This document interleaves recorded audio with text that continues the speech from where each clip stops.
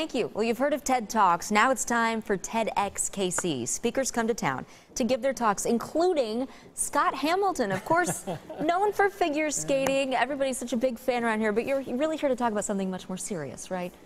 I'm here to talk about splitting atoms, which is pretty tall order for a guy who negotiated his high school diploma.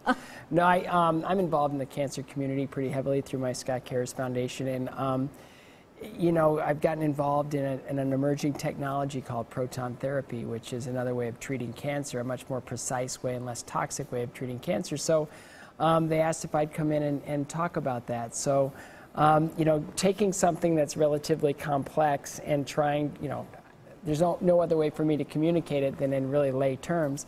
I'm excited, scared, nervous, but at the same time, I really feel strongly that getting this message out to people will allow them to know that there's a new path for cancer patients to take when faced with cancer.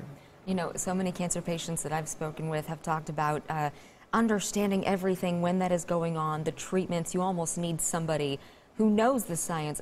From your personal experience, did you feel like you knew all of the options that were available to you? Well, I've experienced all the options that are available to me. I've had chemo, I've had radiation, I've had surgery. But the radiation in its many forms is still a photon beam, which means it's like an X-ray.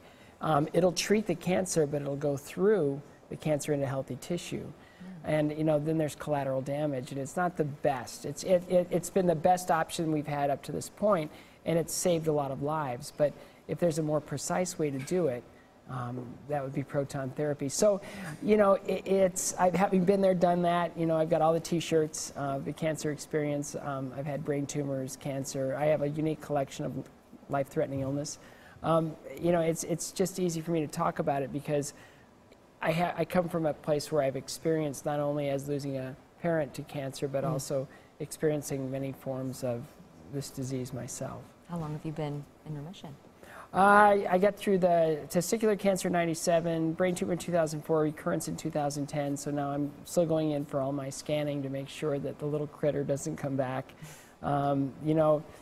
You run out of options after a while, and I'm really hoping that I don't have another recurrence, because the next option I have is a surgery I really don't want to have. Yeah. It's scary stuff. Well, we all have our stuff, but the main thing I want people to know out there is still the best cure for cancer is early detection.